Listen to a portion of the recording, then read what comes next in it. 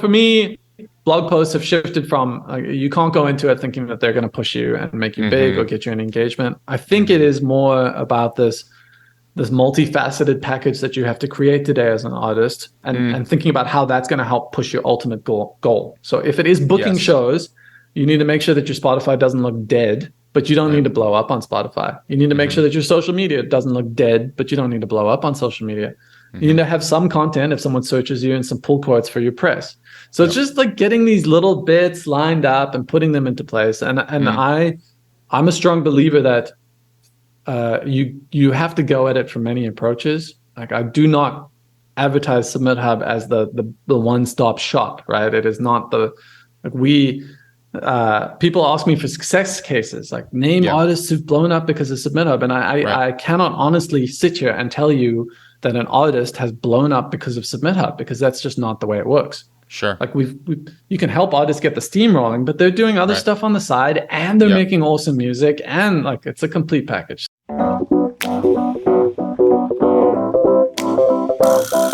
What's going on? Welcome to the New Music Business. I'm your host, Ari Herstand, author of How to Make It in the New Music Business, the book. Today, my guest is Jason Grishkoff. He is the founder of SubmitHub. He created the SubmitHub site that we all know.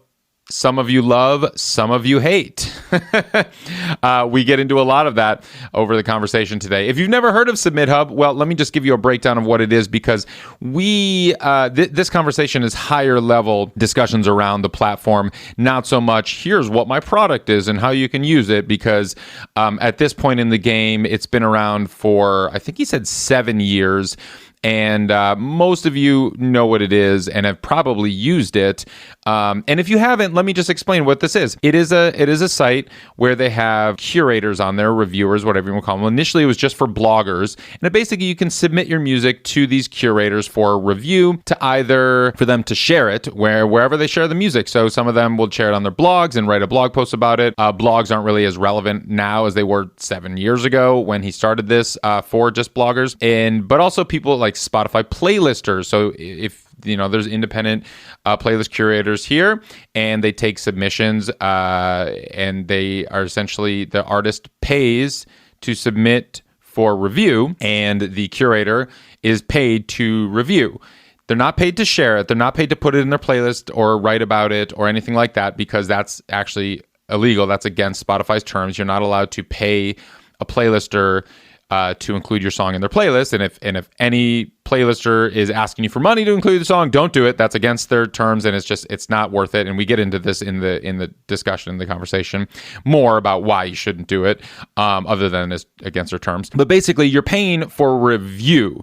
And if you haven't read my review of SubmitHub, I think it was written, at this point, 4 or 5 years ago. So it's a little old, but it's still relevant. And I think I encourage everyone to read it. You can just Google SubmitHub review Ari's take, and you'll find it. It gives a good foundation of how SubmitHub works, what it is. But basically, that's the model. That's how it works. You can pay a couple bucks per reviewer, per curator, for them to listen to the song for a little bit. They say minimum of 20 seconds, but most people listen for 2 minutes, send you some feedback on it, and whether they're going to, use it, place it in their playlist, or use it. Now they also have another vertical to their platform, which is newer, which is TikTok influencers. So now you can actually not pay them for review. It's a completely different model. It's essentially an influencer marketplace where you can pay influencers to use your song in their video, and you actually just pay for play, because that is how TikTok works, and that's not against anyone's terms, and that's how it works. That's how influencers make money on TikTok. So all this being said is, I don't typically have companies on the show. If you're a longtime listener, I don't have companies on the New Music Business podcast to pitch their products. I don't do that. And if I do, and if they do come on and they're paying me to do this, and it's like a partnership that we've done, I disclose that, and it's pretty clear about that. But we don't really do that. That's not very frequent. Full disclosure: SubmitHub is not paying me, paying Ari's take, or paying. We don't have a partnership here. We're running this episode, frankly, because it's a long time coming. I have wanted to learn more about SubmitHub for years. A lot of indie musicians, managers, and labels, and frankly, some major labels, and we get into that discussion discussion a little bit as to why and how they use it, are using this platform. And this is a platform, whether we like it or not, is here right now. And I would say that my opinion was changed of it after our conversation of it. And I'm extremely critical of SubmitHub. I've been very vocal about my criticisms of it. I am frankly very appreciative that Jason has been so open and receptive to my constructive critiques and criticisms over the years, and actually updates the service and the platform. And we got into this as well during it, where he was taking notes. Is like, okay, we're going to fix that, and we're going to change that, and all of that stuff. So all that being said, if you know SubmitHub, then I think you're really going to appreciate this interview. If you've never heard of SubmitHub, well, this can be a service that you can learn about. I would encourage you to read my review first, and then you can listen to this about the deeper discussions on how the platform works and all of that. It is the Wild West still out there. It is really hard to be an independent musician and manager. There are so many tools and so many platforms and so many companies out there trying to get your money, trying to get our money. It's hard to know sometimes what is legit, what is a scam, what is going to help your career, what is going to hurt your career, because unfortunately there are a lot of platforms that you can pay them a lot of money for their service and it actually will hurt your career. We talk about that in this conversation a little bit as well. So SubmitHub is one of the biggest out there, and they're ones that, because so many people use them and know it, I felt like, you know what, let's pull back the curtain a little bit. Let me press Jason on some of these hard questions that everybody has, and let's see what he has to say about it. So that's what you're going to get in this interview. Let me know what you think in the comments. If you're on YouTube, feel free to always shoot us an email at info@aristake.com. Shoot us a DM on Instagram or TikTok. We're at Ari's Take on Instagram and TikTok. You can find me directly at Ari Herstand on Instagram. I try to respond to the DMs and pop into my requests and others folder. Visit aristake.com, get on that email list. That is where you'll have direct access to us and where we send out the most relevant information about the new music business. But first off, if you could just pause this right now, hit that follow, hit that subscribe, hit that like button on the show, however you're listening to this, so you'll get us in your feed if you want more episodes. And if you could leave us a 5-star review on Spotify and Apple Podcasts, those really help as well. All right, let's kick into the show. Jason Grishkoff, welcome to the show. Thank you so much, Ari. Yeah. Happy to be here. Yeah, and you're coming to me from, is it South Africa? Yeah, I am in Cape Town. Cape Town. In LA? I'm in LA. Yes. Okay. My geography is horrible.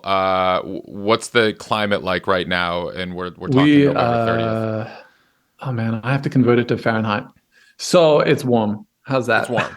You're it's okay. the opposite season, right? So you guys are getting your southern hemisphere. Heading into LA winter, which is right. I know it's tough. Which is 65 Fahrenheit, which is, once it drops below 60 here, everybody cranks the heat and starts freaking out and brings out their parkas, which is like a moderate temperature. I grew up in the Midwest where we have brutal winters.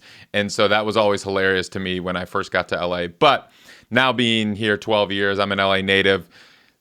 Once it drops below 60, I'm cranking the heat. But I mean, you guys also have, so I was just there visiting my parents, and it was regularly above 90 degrees. And I was just, oh, you're here in the summer. What?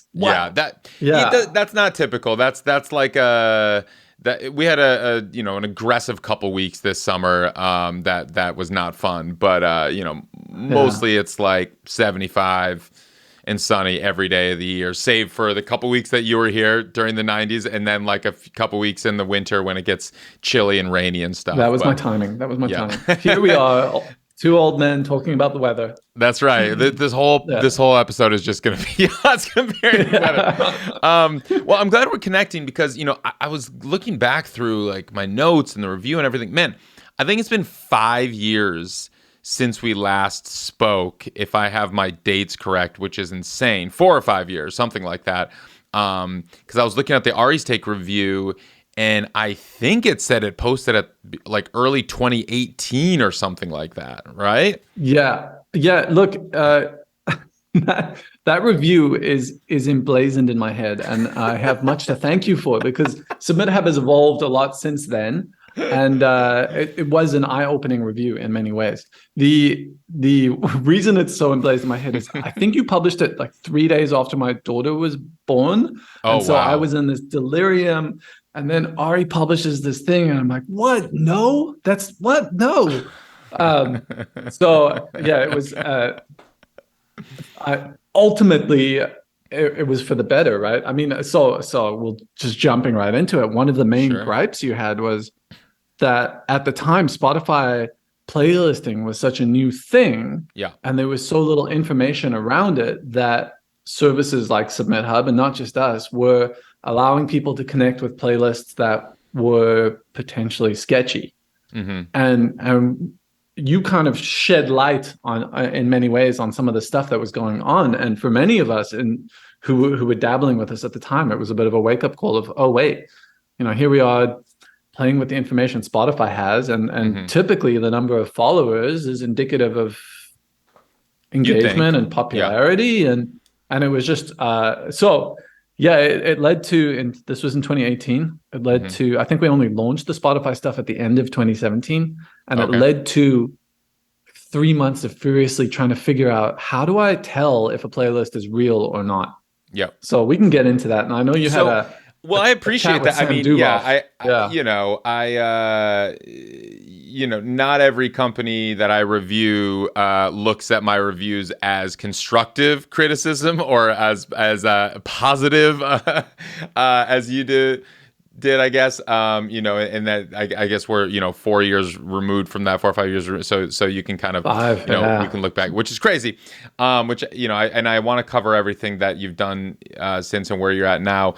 But yeah, no, and as longtime listeners / readers know, like when I review something, I go in and like I test it.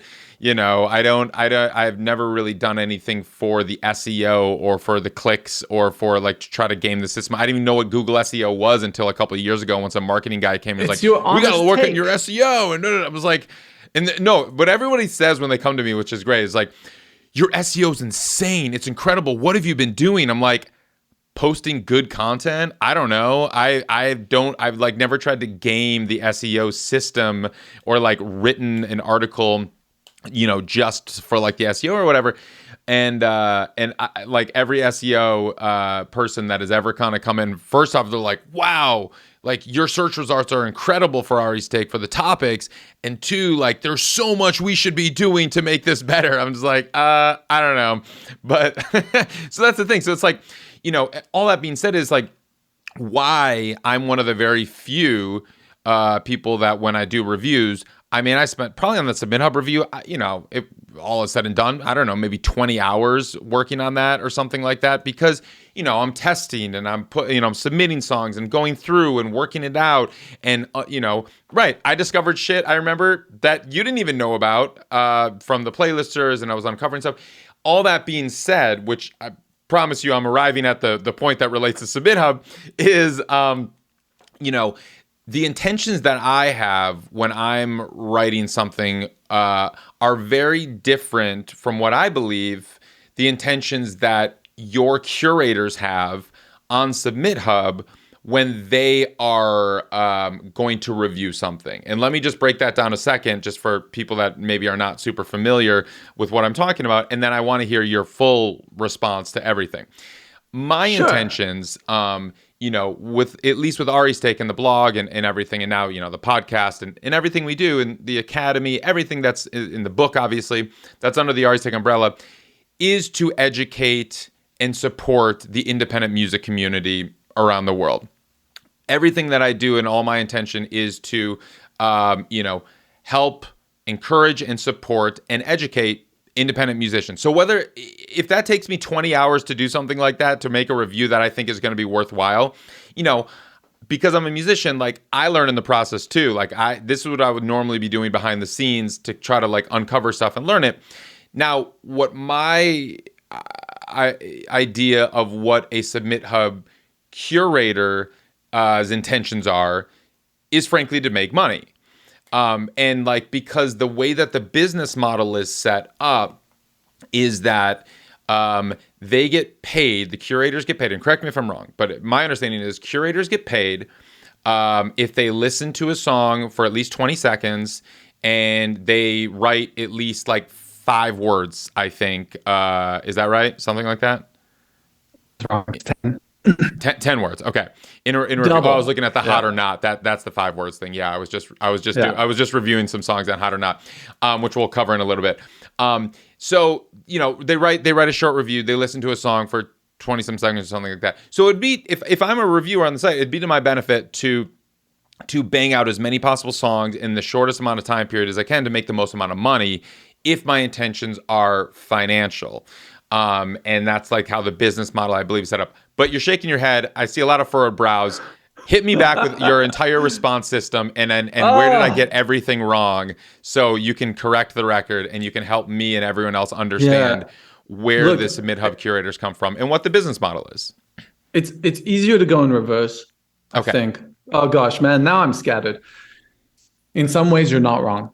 The first thing popping into my head was that you have built a business around helping independent artists. Yeah.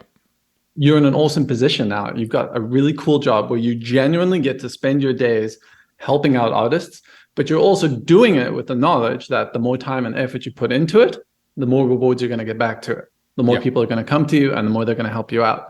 So while you are working for altruistic reasons, you're still doing it to make money. The reason you spend 20 hours writing the SubmitHub review is because you know that time and effort is going to help the artists that you are trying to help. Mm-hmm. And in turn, they will keep coming to you for your business, right? Sure. So I think it's a little bit unfair to say the comparison is, curators are here making money, but you're not doing that. And let me correct the record. I'm not. I don't want to say that I'm better than or altruistic or whatever. I'm just saying the intentions are a little bit different. And for the record, Ari's Take didn't make any money. There was no business model around Ari's Take for the first 3 years of its existence. It was literally, I'm a working full-time musician, and I'm getting hit up by all of these people with questions because I did everything DIY, and I'm like, well. The answers, there were no sites out there that explained the answers. Well, that's actually very similar to a blog, right?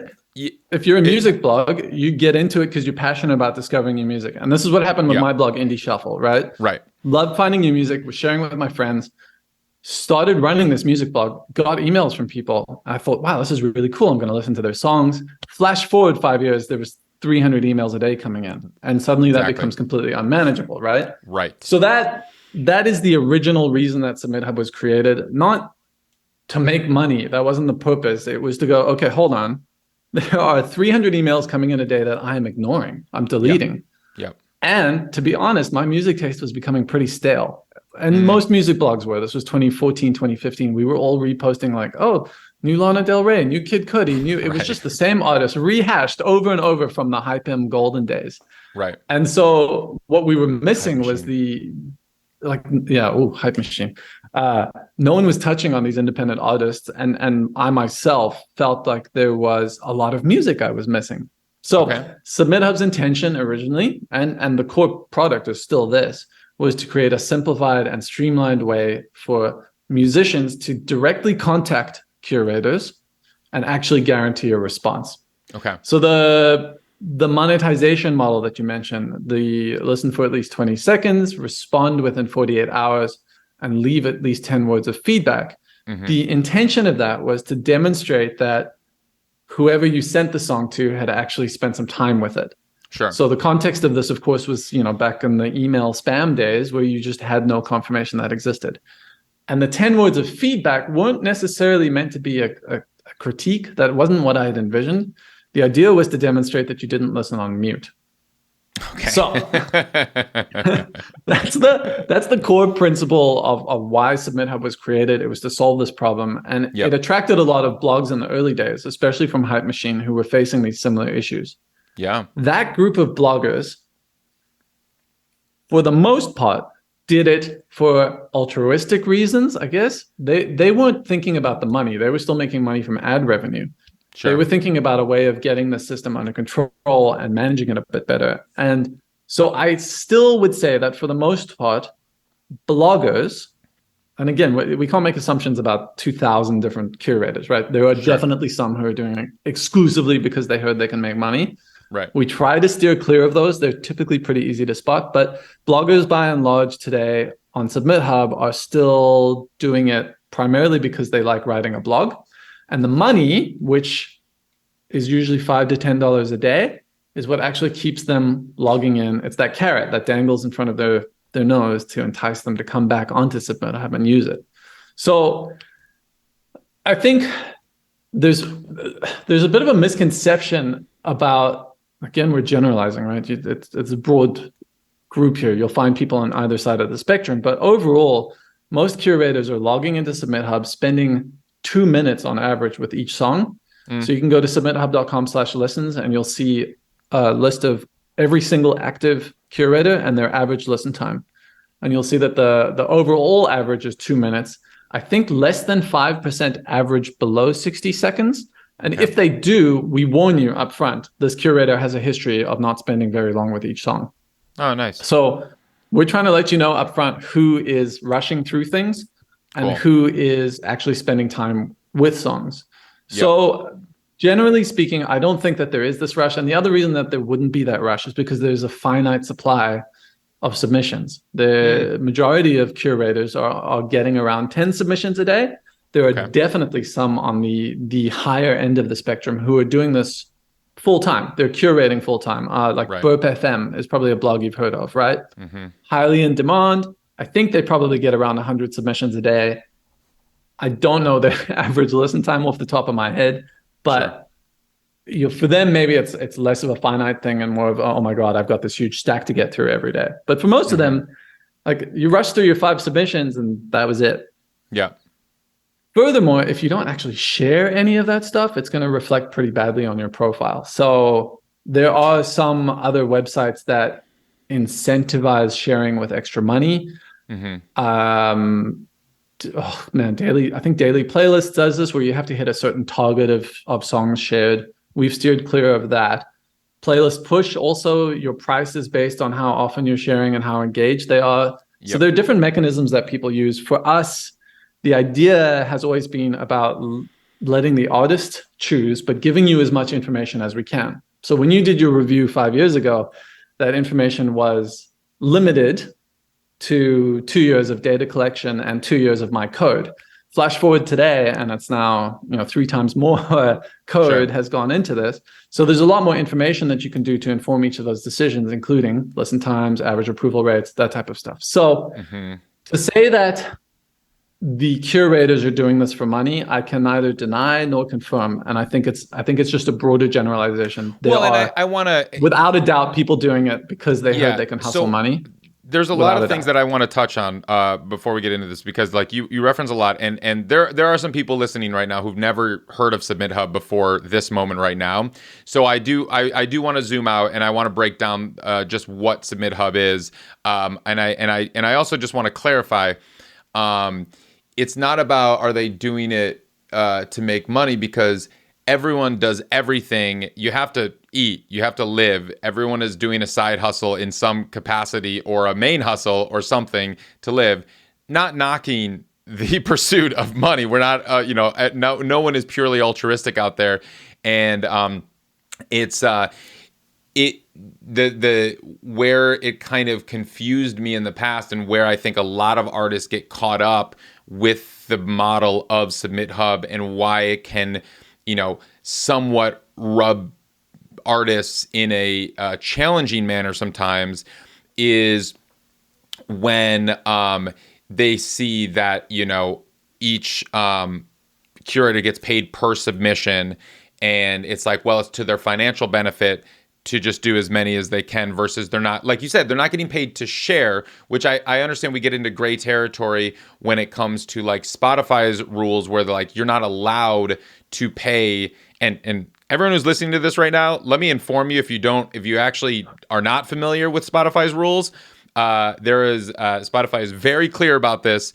You are not allowed to pay a playlister to include the song. Let me rephrase. Playlisters are not allowed to take money for the guaranteed inclusion of a song on their playlist. So if anyone ever approaches you, listener, as I have a playlist, and if you pay me $25, I'll put you on that playlist, don't do it, because that is breaking Spotify's terms of service. They're extremely clear about that. And if Spotify finds out that those playlists are taking money for inclusion, they will rip those playlists down And I've heard, they will, and I've made it happen. So I've had.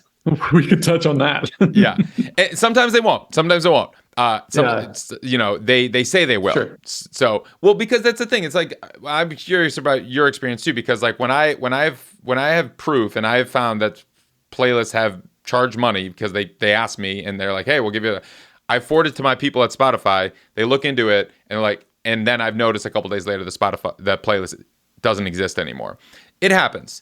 What is your experience with it? You do the same thing and they're like, no, we're not going to take it down? We had a great connection at Spotify that we used to send monthly reports to. So playlisters apply to join SubmitHub, and then they go through a review process where we try to identify anything that might compromise an artist on Spotify. Mm-hmm. And part of that is checking whether they charge for placement. Yeah. Huge no-no. And that's even a coffee, those coffee donation things that a lot of playlisters ask for. We still consider that too sketchy to participate with. Okay. So what we do, or what we used to do, was collect all of these screenshots and emails in a spreadsheet and send that off to this guy at Spotify, and he would get these playlists removed within a week. After about 6 months, he said, listen, dude, we just don't have the resources anymore to deal with this type of stuff. Mm-hmm. So I'm going to ask you to stop emailing us. Yikes. And that was it. And then just this ended probably about 2 years ago. And then anecdotally, last week, I reported a playlist for asking for payment. And I can confirm as of an hour ago, they're definitely still up. So I gave proof, everything, and they're still up. They've got a lot to deal with. Yeah.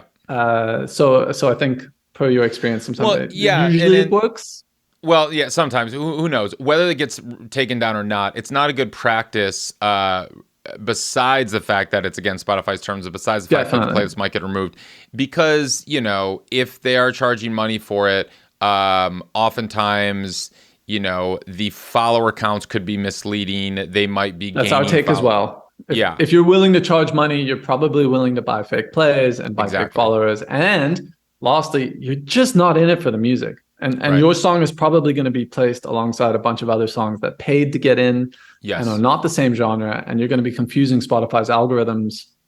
And there's no way you're going to get put into the right playlist that way. Well, and that's a really good point, because that is something, I don't know if you read my playlist push review, after the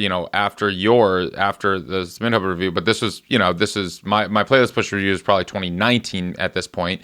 My gripe with them, and just to lay out the difference in the model, so for people that don't understand, SubmitHub, I can choose who I want to send my song to. So I look at a long list. I'm like, oh, this is their playlist. I can actually go check out their playlist. This is their blog. I can read their blog. I'm like, oh, cool. I know this person. I'm going to send my song to Jason. I'm going to send my song to, Indie Shuffle. I'm going to send it to wherever. And I can choose. Playlist Push and some of these other services, you can't choose. You actually select the genres when you're doing the playlist stuff, and you send it and in SubmitHub, I pay per submission. So this person's worth 3 credits, this person's worth whatever, and that equates to a little bit of money.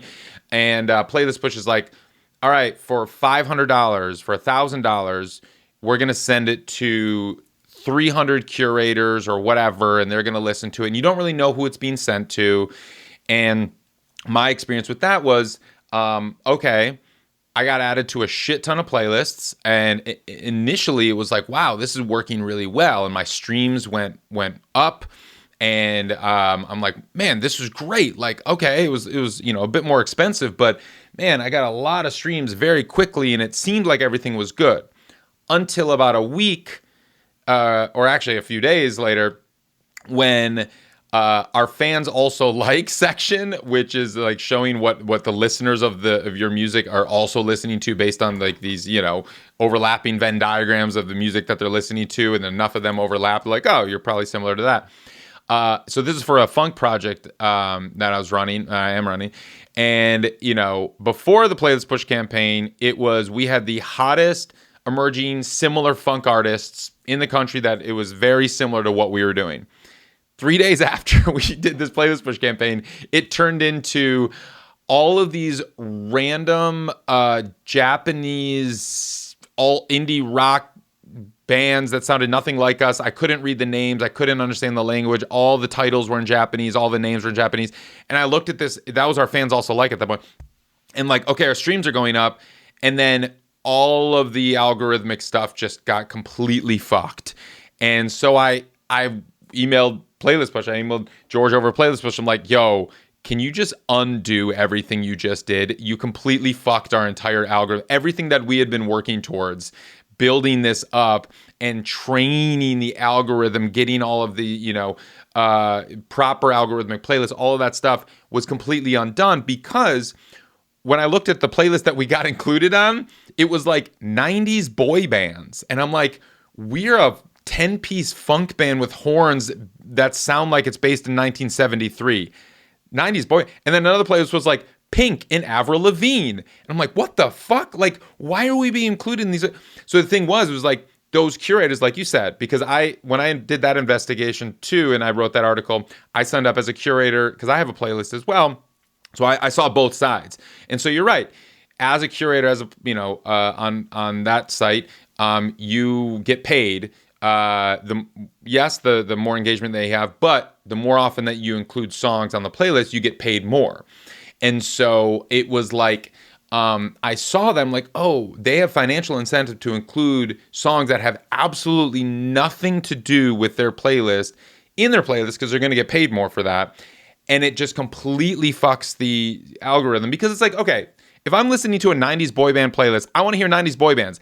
I don't want to hear a woman singing a funk song with a horn section that sounds like it's in the 70s. Like, that does not make any sense. So I'm going to skip it, and I'm going to hit next on that song. And so then the signals that Spotify get are, oh, this song has a high skip rate. Nobody's saving this. And so then that fucks everything, because Spotify, how you get included in there's Discover Weekly and their radio, their daily mix, all their great algorithm playlists are if you have good signals being sent to them, meaning high save rate, low skip rate, meaning people are listening to the song, they don't skip it, they listen all the way through, and maybe they click save and they're like, I want to listen again.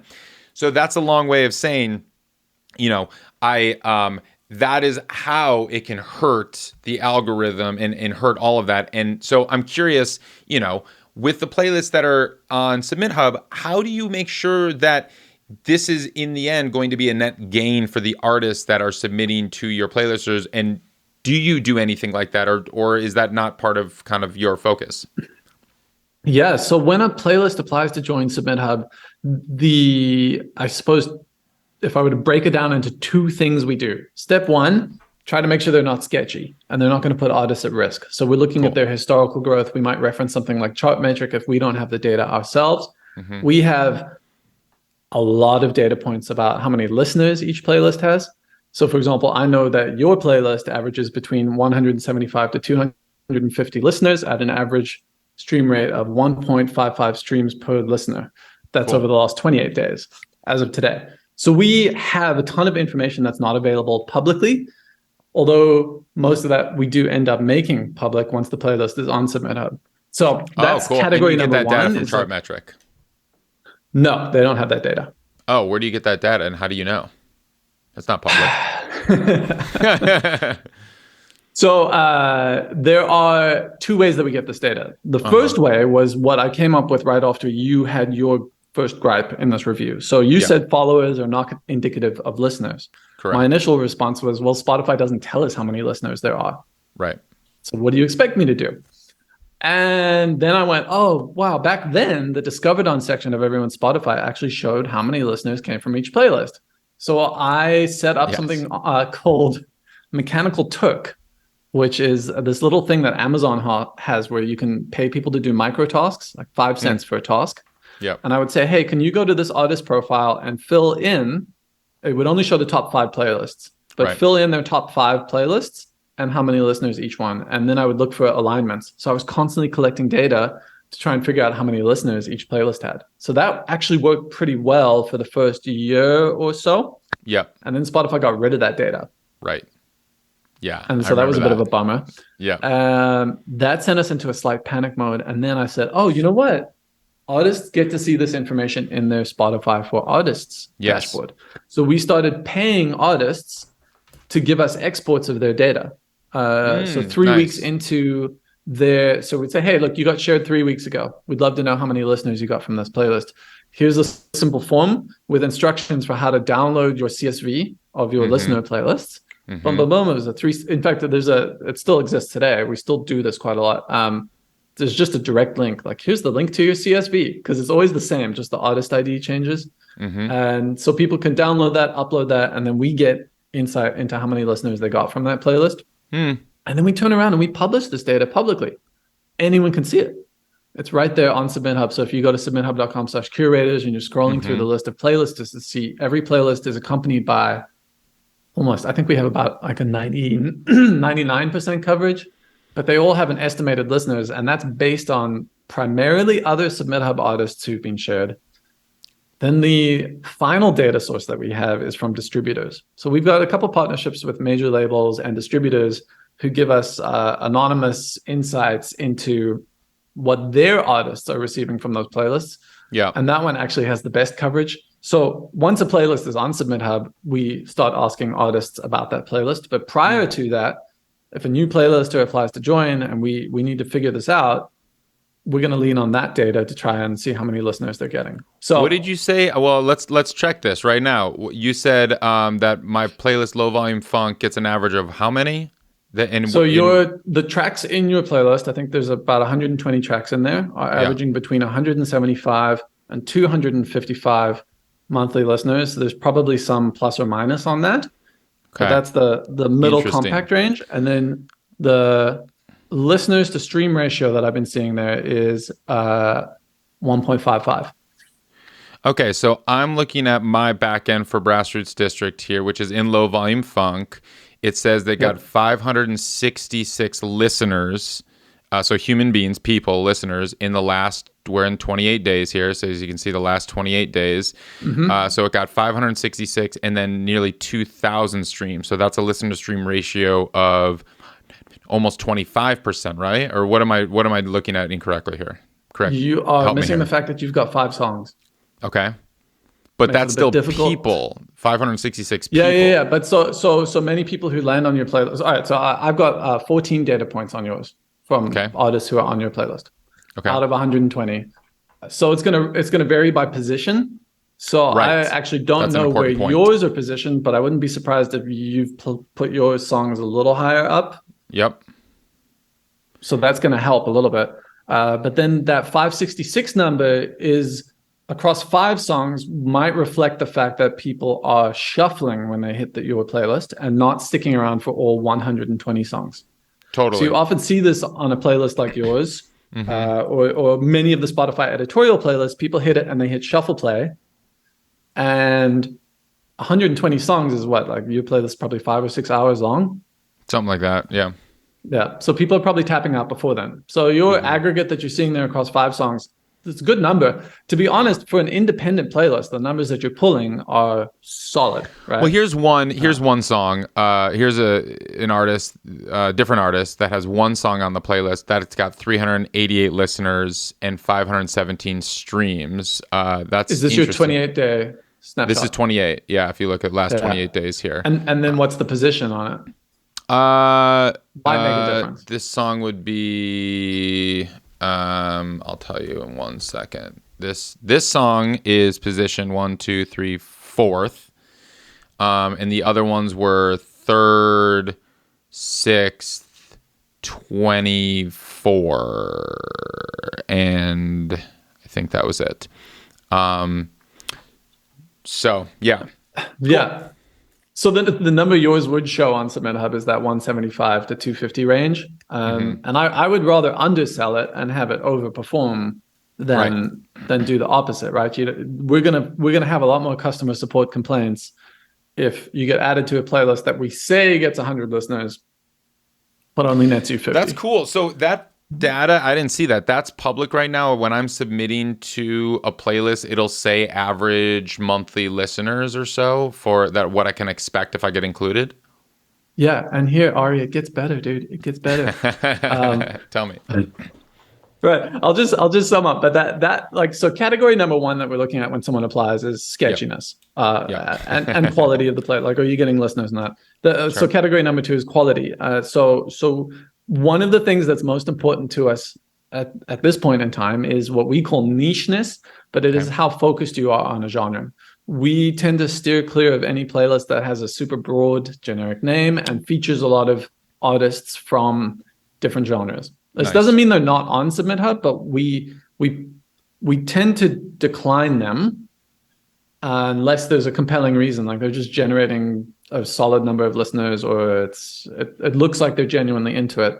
But what we're really looking for is people who didn't just sign up to try and, like, they didn't start this playlist to make money. They started it because they clearly are passionate and knowledgeable about that genre. And we actually find that a lot of artists end up applying to join SubmitHub as playlisters, and their playlists are often quite niche within the genres that they like. So they're obviously, I mean, it's like you're featuring some of your own songs in there, but that doesn't detract from the fact that your playlist is genuinely crafted by someone who understands the genre and has tried to create an aesthetic and a feel that represents the songs that you've put in there yourself. So that's sort of the second bucket that we're looking for when playlisters apply.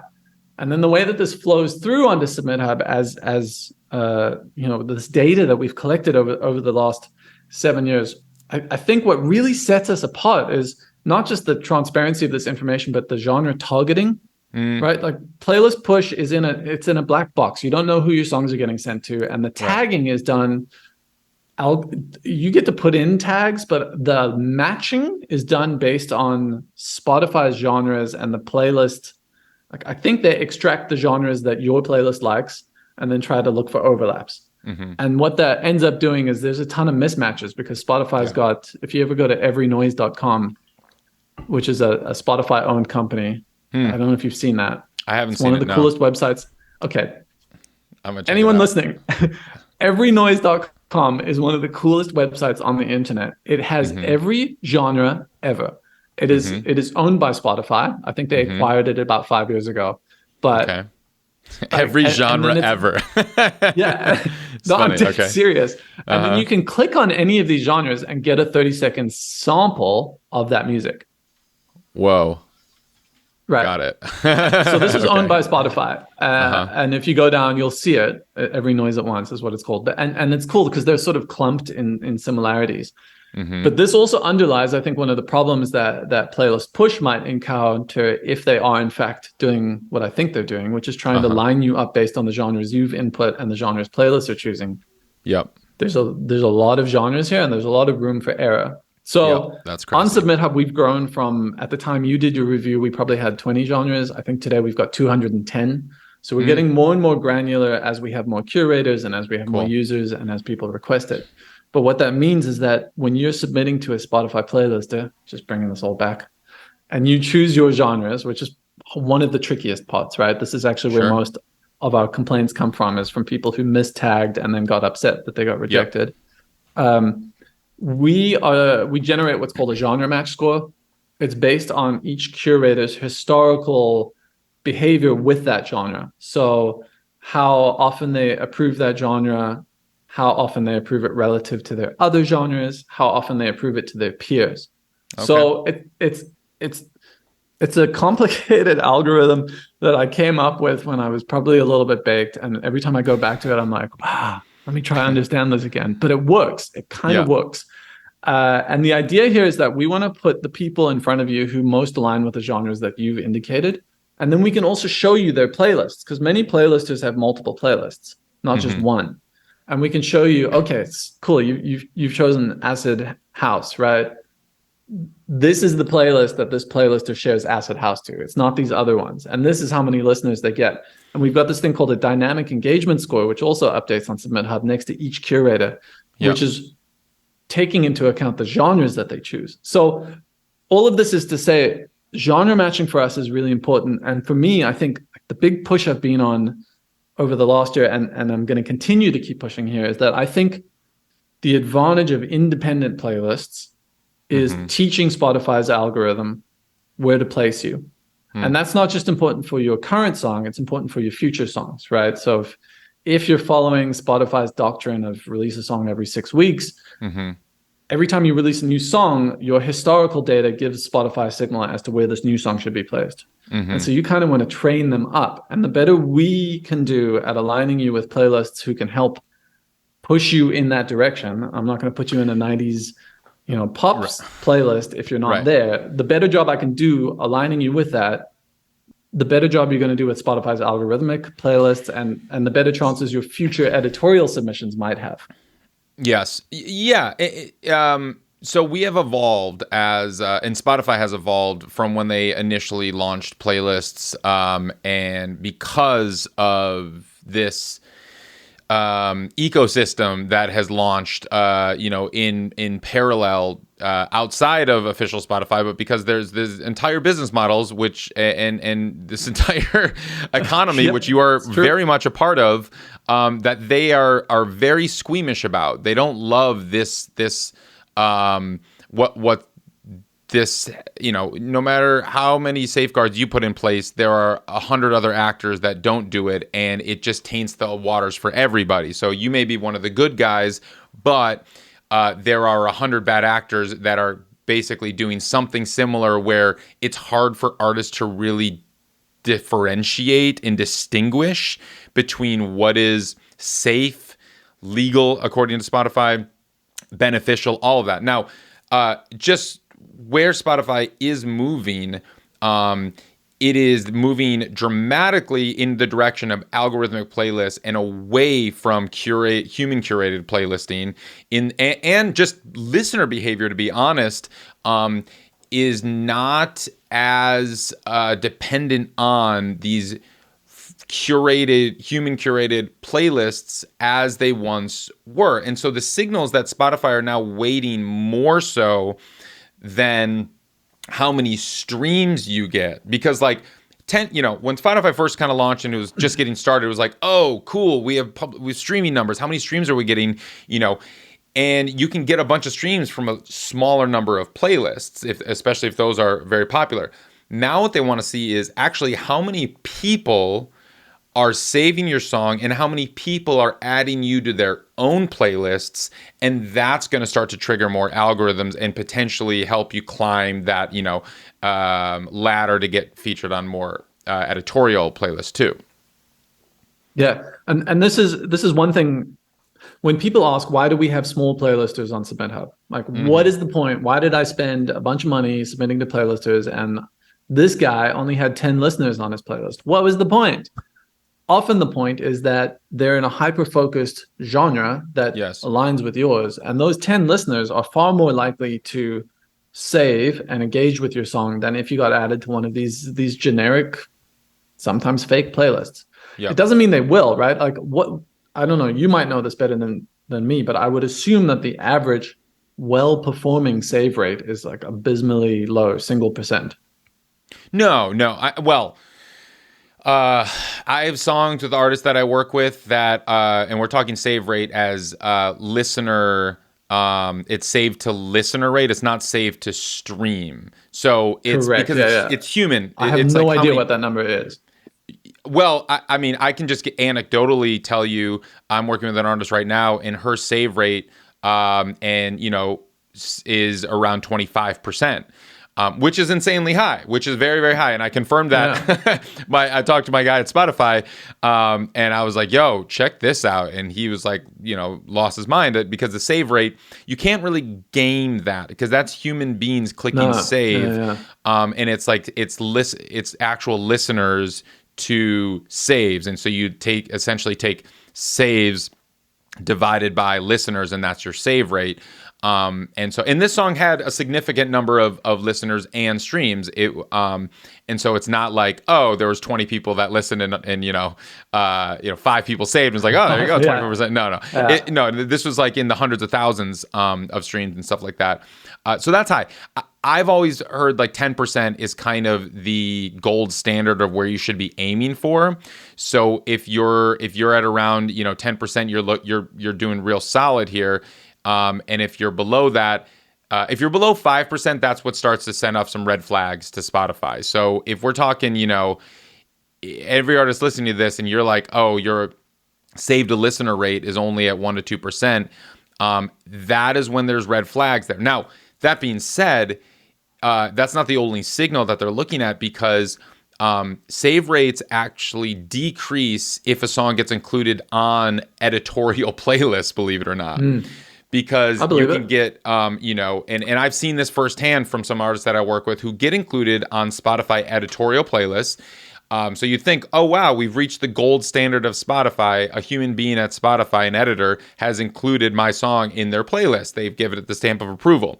We see the listeners skyrocket. We see the streams skyrocket, but we don't see the saves necessarily. And it's not because the song is bad or whatever. This is across the board. This is what I've my fellow, label managers, artist managers, and artists themselves, we're looking at the back end. It's like, man, it can sometimes be the kiss of death to get included in a hot Spotify playlist, especially if it's one of these weekly ones, like a New Music Friday, which you don't really want to be in, to be honest, anymore, because the signals that they get is, boom, you get one big week, and then it drops. You get, wow, we got 10,000 streams this 1 week and 10,000 listeners this 1 week because we got included on a weekly, hot, popular weekly playlist.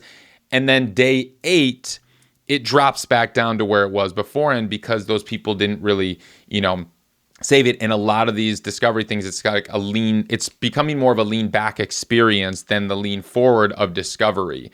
So it's, that is kind of how it's been evolving a little bit. But you're absolutely right. Which is like, if you get more people to add it to their own personalized playlist, that can really help trigger the algorithm. So it is actually, and this is a train of this is like a big shift, I think, in an understanding from a lot of artists and managers, what they've thought up until this point. It is more valuable now to get one stream from 1,000 individual playlists than it is to get 1,000 streams from one playlist. I can get behind that. And also just what you explained there makes perfect sense. The editorial playlists have a lower save rate because Spotify is shoving those down people's throats, and they make independent playlists harder to discover. Absolutely. Independent playlists are typically discovered by people who are seeking out new music, whether that's through a search term that's doing well in Spotify, or whether that's through Instagram advertising, which a ton of playlisters use to push their playlists. So that audience landing on those playlists is more likely to be engaged. And I would also imagine that save rates vary a lot by genre. Like something like study beats, lo-fi hip hop, super passive listening experience. I'm not going to run over and get my phone to be like, yo, Spotify, save that. Right. So it's a less engaged thing. But I'm 100% behind you on this idea of one stream from 1,000 playlists instead of 1,000 streams from one. And some of this is because of what we've just discussed, right? It does help teach Spotify's algorithm, and you've got probably higher quality, more focused listeners there. The other one is just the reality that I have to deal with here, which is a lot of people come to SubmitHub expecting to find playlists of the size of editorial playlists, and they expect to pick up 10,000 or 20,000 listeners when they get added. The reality is that your playlist, which is averaging anywhere between from 100 to 1,000 listeners, thank you, is one of the best. Like you are in the top 10% probably of independent playlists. Sure. And so what we have to do on our side is reset expectations to really say, look, you got 10 playlist ads.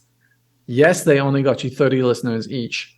No, you're not going to make your money back from streams directly because of that, but you got to change your mindset a little bit here. If Spotify is your game, streams are not the be all and end all, and they don't convert to fans necessarily. It's this. I'm really into this idea of trying to teach Spotify's algorithm, whatever that is. Like we don't know exactly, but whatever it is. Yes. Yeah. No, and you're right. That is exactly where we're at. Is like we are beholden to the algorithm right now, whether that's TikTok algorithm or Spotify algorithm or Instagram algorithm, as an industry, and honestly, as a human race, right now. I've started watching a lot of these sci-fi movies and TV shows out there that are pretty dystopian. But we are beholden to the algorithm, and the most I say right now, the most powerful gatekeeper in music right now is not a person. It's the TikTok algorithm. And in some respect, it's also the Spotify algorithm. And, it's so that's I think the intention is right on that you have, where what can you do to help train the Spotify algorithm that will help artists? Because like I said, when I ran that horrific playlist push campaign where it did the complete opposite, it was like vanity metrics shot up. We got tens of thousands of streams within a week or two. So on the face, I was like, oh my gosh, this is working. And then the pit in my stomach set in when I realized, oh wait, no, this just ruined everything, because it now did the opposite of training the algorithm or teaching the algorithm in a good way. It actually went the opposite way, and the algorithm was like, wow, nobody likes this music, nobody likes these songs, nobody's saving it, and we can't even figure out what similar fans want with this. So I think that's a really important point that you made. Now I just want to transition a little bit. You have new features on SubmitHub. And I was playing around with this Hot or Not feature that you have, where artists can listen to, rate, and give feedback to other songs on the platform. Can you just explain this feature a little bit? Yeah. So I launched this about 4 years ago. Okay. Probably, maybe 3 years ago. The concept is really simple. But it's reversed. If I rate 5 of your songs, will you rate 5 of mine? Mm-hmm. That's kind of the concept. So the idea is that you as an artist can log in, start listening to other artists' songs. You can rate them. It's called Hot or Not. Originally it was Hot or Not, and that ended up being a little bit mean. So now it's a sort of a sliding scale. Yeah. And you leave feedback as well. And so what you earn for doing that is return ratings. So for the songs that you rate, you get to have your song rated. Mm-hmm. And it's an interesting reflection, right? Because a lot of people complain about curators seeming like they're not giving it the effort and the amount of time it's due. You should see what it's like in Hot or Not. There's a lot of artists who are rushing through there simply to try to get their songs up. So I would say about 70 to 80% of the feedback that you receive from other artists is probably going to be a little bit generic and not that helpful. But that 20% of feedback you receive actually might be pretty useful. There are genuinely artists on there who are putting thought into each song that they're reviewing. And I think those guys are hoping that if they do that, they will in turn get good feedback. So yeah, why does the concept why behind would you it's pretty want simple. good feedback? Sorry to cut you off. What's the point of this if it's just feedback for feedback? So okay, so one of the reasons that people rush through this is we pay them. You get paid to use Hot or Not. Okay. It's not a lot. For every 20 reviews that you leave, you get your song rated on Hot or Not 14 times. It's a bit of a weird number, but it's 7 for 10. So 14 for 20. And you also get a premium credit. So okay. So you can submit it. Yeah. So a lot of artists use it as a way to earn premium credits. Sure. Especially like college kids who have the time to sit there and listen to all of this music. So they'll flip through 100 tracks a day, take their 5 premium credits, and then use that to promote their own music to curators. Yep. So that's one of the things that kind of dangles and gets people engaged in it. So let me give you some the things that I ran into and what I have some questions about it. Now, the feedback that is given, is that does the artist see who's giving the feedback? Do they see the name of the person? No, it's anonymous. That wasn't clear. Oh, all right. Here. I have you take some notes here, because here's what I ran into as I got it. I love this. Thank you. I love this. Here's what I ran into when I was doing this Hot or Not, as just like starting to review. First off, as an artist who puts out music, personally, I don't want. Okay, so for one, I don't know what kind of feedback that I should be offering to the song for the song that I'm listening to. Let me give an example. Whenever any of my peers, my artist friends, come to me and ask me what I think on their song, my first thing I say to them is, what kind of feedback are you looking for, and what stage of the song is this in. I'm going to give wildly different feedback if this is a rough demo of a song that they just wrote this morning and are wondering, then we could talk about, verse 2, maybe we could do without. And the bridge, I think you could, save that for something else. And let's change the chord structure over here and let's do this. Versus this is a final master. The song's coming out next week. I'm not going to tell you to change the lyrics because they're like, well, I fucking can't. It's a master. That is not helpful feedback to me. What I mean? So it's so to me, I'm listening to these songs. I don't know what stage of the song that this is in right now. So I'm I don't want to insult these artists by saying, well, shit, the melody is not I would change the melody or the lyrics, maybe work out this metaphor in the bridge a little bit more. I think it's not quite there. Whereas this is a song that's been out for 3 months and it's a master or whatever. It's that feedback is not helpful. Big difference. Yeah. And I don't want to give that because I'm going to hurt their feelings. And that's another thing is I'm a fellow artist. I started to give feedback and I'm just I have critical feedback to give, but why? Why would I hurt their feelings? This is a master. This song is out. This doesn't help anybody if I do that. What's the point, in your opinion, what's the point of giving feedback on masters to artists? What kind of feedback are they looking for that's going to be helpful? The analog here is on the curator side. So we learned over the years that the worst type of feedback a curator can provide to an artist is technical feedback about how to improve their song. For all the reasons you've just given. So that's actually one of the things that we've spent a lot of time coaching. Curators get a lot more coaching these days than they used to. Yeah. And we've you'll see some blog posts on submithub.com/stories about the steps that we've taken to improve feedback. So one of the things we ask artists is, do you want specific feedback or gentle feedback? And if you want specific feedback, what do you want them to write feedback about? So we found that asking artists these two questions made a big difference in terms of their satisfaction with the feedback that they received from curators. Yes. And one of the big ones there is, you could literally say, I want technical, tell me, is my mix good? Tell me, whatever. So you can do that.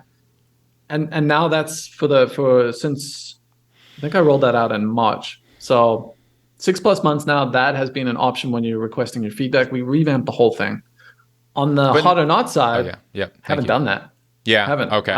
So it's just a broad open template. I love your idea for what stages this song is, because a lot of artists do use SubmitHub, the hot or not feature, so that they can trial early songs, demos that aren't ready yet.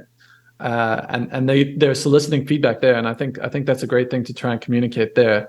The anonymity is another one that it's a double-edged sword. The other, it's good to know that you're not going to get called out on your feedback and no one's going to chase you down and try to attack you. I didn't know that. And so when I was signed in and I was starting to type feedback, I didn't see anywhere. I'm clicking question marks all over the little thing, try to get an answer here. Is this anonymous? It doesn't say it's anonymous. At least I couldn't find that information. It is anonymous. I think so. The pros to that is that you can write feedback without worrying about them coming back to you. The cons to that is when some bad actors are going to see that and take it too far. We've got really good systems in place. I don't know if you actually submitted a song or received any feedback, but you can quickly report it. And those reports get escalated to our moderation team, which quickly tends to get smacked down. So we're pretty on top of the abuse. Usually, someone's going to get on there and they're going to abuse 10 people. So that abuse will happen. Sure. Yo, dude, your song sucks. Get back in your hole. Not a nice thing to say. Right.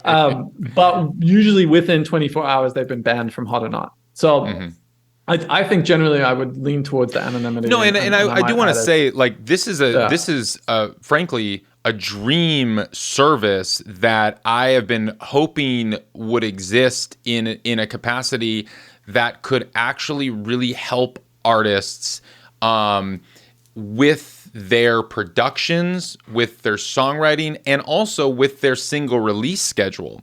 So, because for instance, if I have 5 songs, I'm wondering which is the single or which is the song I should release first. I could throw all these 5 songs up, and I would say, I wish I could say, I'm looking for this kind of feedback or whatever, or just like, frankly, just rate it for me. I don't even need you to give me the word feedback, which I see is required now. But I was just like, yeah, because then I would look at it, it's like, all right, what got the highest rating? Oh, song number 3, boom, that's my lead off single or whatever. And that I would use that for that. And also, like, you know, there are more in a broader sense, I would like to maybe hear from my fellow musicians or producers who like the same music and genre as me, is like, hey, here's a demo of a new song. Is this worth developing into a real production? Or here's like 3 new demos. Here's 3 new songs that I just wrote. What are your thoughts on them? Give me any and all feedback. Cool. You know, and that kind of feedback is obviously, I'm asking for something very different from here's 5 masters. What's my first single kind of a thing, you know? Yeah. No, but I mean, you could use it that way. I think, look, I've got some ideas for tweaking hard or not. Every 6 months, I just jump in and do a little bit, right? It is a side product of SubmitHub, but it is a cool one. It's great. An interesting stat. Some people might have seen, I was like, tick, tick, tick, tick. Yeah. Right. So it launched on November 28th of 2018. So it's just 4 years now. Cool. And there's 8.2 million ratings so far. Wow. Wow. That's incredible. 2 million ratings a year. It's under 10,000 a day. So it's like 6,000 or 7,000 per day ratings average going through it. How many submissions are happening a day on SubmitHub? That is generally a number we don't share. I think we're about to hit 30 million overall submissions. Total? Okay. Yeah. And that's so we just turned 7. I think I don't know if it's going to be 30 million before the end of the year. The number of daily submissions is in the tens of thousands. Okay. Multiple tens of thousands. It is not at Spotify's 100,000 new songs a day. We're not there. But how many? But here's a number I can give you. Yeah. In the last month, it was 34,000 new songs were uploaded. In the last month. Crazy. Yeah. Cool. Yeah. So then those are all getting pushed out to all the different curators and And you said there's 2,000 curators on the site. Is that right? So we've bucketed things up now. We've got the curators you can send to, which are primarily blogs and Spotify playlists. There's also YouTube, a couple streamers, some SoundCloud is fizzling off. Then we've got the influencer submissions, which are TikTok and Instagram. Right. That side has been split into something completely different because it is payola. It is like paid marketing. You are buying a placement. Explain how this service works. Mix that. So on the influencer side, what we're dealing with is micro influencers. Okay. And that means that they're usually in the cost range from $2 to $100. Okay. And the prices are based on their engagement. It's based on the lower end of their average engagement. So we don't want to, I think I mentioned earlier in the podcast, I hate over-promising things. I want to under-promise and over-deliver if I can. Sure. So their prices are based on their engagement. Mostly they're just attaching your song to their content. Okay. You can pay a little bit extra to actually have them focus on something. So, hey, I want you to dress up in blue and do a funny jig. You got to pay a little extra, but then they have to execute that. Okay. So it is straight up paid placement. If they don't want to do it and they don't want to share your song, you don't pay them. That's it. We've got 2 ways to submit to them. You can either go through the traditional, like scroll through the list and choose who you want to send to, or you can set a budget. Like, I want to spend 1,000 credits, fill it up with TikTok videos in this price range from the United States, go. And we'll fill that budget up for you over the course of, it's almost like, it's a little bit like Playlist Push, but it's automated. I don't know how much manual distribution they do. Sure. Generally, look, the important things to consider with influencer marketing in general, just for anyone who's considering dabbling in it. Yep. First up, you gotta be a participant. You have to actively be on that platform yourself. I do not recommend anyone get involved in influencer marketing if they themselves are not using that service. Okay. So if you're not familiar with TikTok and you don't have a TikTok account and you're not generating TikTok, those shares are going to be kind of worthless to you. Mm-hmm. Second, and probably most important point, you cannot buy virality.